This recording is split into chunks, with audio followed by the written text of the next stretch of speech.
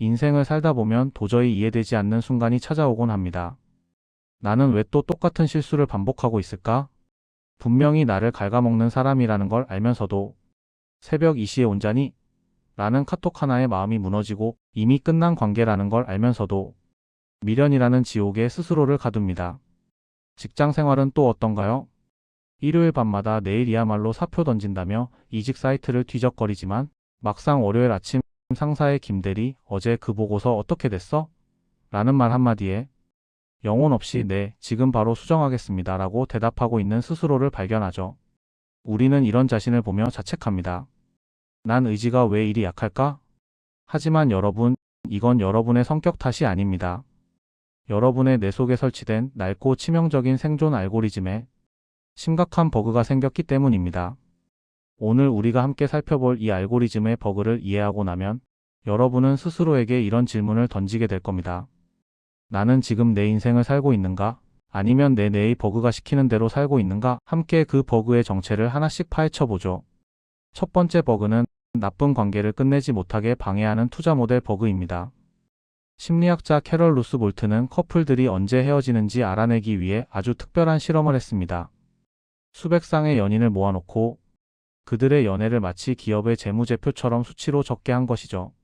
실험의 핵심 질문은 이것이었습니다. 당신은 지금 파트너에게 만족합니까? 아니면 더 나은 사람이 나타나면 갈아탈 겁니까? 그런데 아주 묘한 결과가 나왔습니다. 서로를 미워하고 다른 대안이 있는데도 절대로 못 헤어지는 커플들이 있었던 거죠. 그 이유가 뭘까요? 바로 이미 부어버린 투자 자산 때문이었습니다. 우리 뇌는 무의식적으로 관계 가계부를 씁니다. 상대에게 드린 시간, 데이트 비용, 함께 공유한 추억들. 뇌 입장에서는 이게 절대 손해보고 싶지 않은 원금이 됩니다. 심리학에서는 이를 매몰 비용 오류라는 버그라고 부릅니다. 이미 영화표 값을 냈으니 영화가 아무리 재미없어도 끝까지 자리를 지키는 것과 똑같습니다. 여러분이 나쁜 연애를 반복하는 건 상대가 소중해서가 아닙니다. 내가 투자한 과거의 3년, 5년을 영원으로 만들고 싶지 않은 뇌의 본전 심리 때문입니다. 두 번째 버그는 지옥 같은 환경에서 발을 떼지 못하게 만드는 부작위 편향 버그입니다. 리토브와 바론이라는 심리학자는 부모들에게 자녀의 전염병 백신을 맞힐지 물어보는 가상 실험을 했습니다. 상황은 이렇습니다. 전염병으로 죽을 확률이 10%이고 백신 부작용으로 죽을 확률이 5%라면 산술적으로는 무조건 백신을 맞춰야 아이의 생존 확률이 높아집니다. 하지만 대다수의 부모는 백신 접종을 거부하는 선택을 했습니다. 왜 그랬을까요? 뇌가 책임감을 계산하는 방식에 오류가 있기 때문입니다. 내가 백신을 맞히는 행동을 해서 잘못되면 내 선택 때문에 아이가 잘못됐다는 엄청난 죄책감을 느끼게 됩니다. 반대로 아무것도 안 하다가 병에 걸리면 운명이야 라며 책임을 회피할 수 있죠. 이게 바로 부작위 편향입니다. 현실에서도 똑같습니다. 이직했다가 거기 상사가 더 이상해서 적응 못하면 그건 다 내 책임이잖아.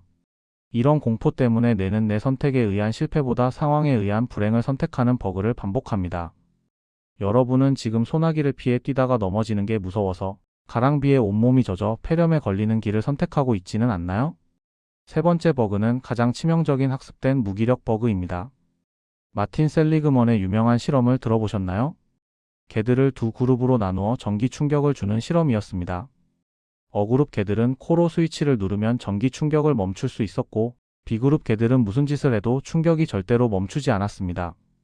이후 담장만 살짝 넘으면 안전해질 수 있는 곳으로 옮겼을 때 어그룹은 즉시 담을 넘었지만 B그룹은 도망갈 길이 활짝 열려 있는데도 그냥 바닥에 엎드려 전기를 견디기만 했습니다. 당시 셀리그먼은 무기력은 학습되는 것이라고 결론을 내렸죠. 그런데 2016년 셀리그먼은 이 이론의 결정적인 반전을 발표합니다. 무기력은 학습되는 게 아니라 우리 뇌가 지쳤을 때 켜지는 기본 절전 모드였다는 사실입니다. 의욕이 없는 건 여러분이 나약해서가 아니라 뇌가 셧다운된 상태인 겁니다. 회사에서 아이디어를 냈는데 무시당하거나 열심히 준비한 프로젝트가 상사의 변덕으로 엎어지는 경험이 반복되면 우리 뇌는 에너지를 아끼기 위해 이 무기력 모드를 켭니다. 혹시 여러분도 쪽문이 활짝 열려 있는데도 과거의 상처 때문에 제자리에 주저앉아 난 안 되라고 말하고 있지는 않나요? 자, 이제 이 지긋지긋한 알고리즘의 버그를 어떻게 업데이트해야 할까요? 해결책을 아주 구체적으로 떠먹여 드릴게요. 첫째, 감정의 영수증을 숫자로 쓰세요. 머릿속으로만 생각하면 그래도 좋았던 적이 있었지라는 필터가 작동합니다. 지난 한 달간 이 사람이나 회사에서 느낀 즐거움과 고통을 점수로 적어보세요. 마이너스 손익을 숫자로 확인하는 순간 뇌의 매몰 비용 버그가 풀리기 시작합니다. 둘째, 아무것도 하지 않는 것에 가격표를 매기세요. 이직 실패의 리스크만 보지 말고 여기 5년 더 있었을 때 당신의 커리어와 멘탈이 얼마나 처참하게 망가질지 그 기회비용을 계산하세요. 가만히 있는 것이 결코 안전이 아니라 가장 비싼 대가임을 깨달아야 합니다. 셋째, 아주 작은 통제감을 쇼핑하세요. 무기력은 뇌의 기본 설정 값입니다. 이 설정을 바꾸려면 사소한 성공이 필요합니다. 퇴근 후 옷 바로 걸기, 혹은 아침에 일어나서 이불 개기. 누구의 간섭도 없이 오직 내가 결정하고 실행해서 성공한 이 기억들이 쌓여야 뇌의 절전 모드가 해제되고 버그를 덮어쓸 에너지가 생깁니다. 여러분, 같은 실수를 반복하는 자신을 미워하지 마세요. 당신의 뇌는 그저 구식 소프트웨어의 버그를 돌리고 있을 뿐입니다. 이제 그 오류의 정체를 알게 된 지금 묻고 싶습니다.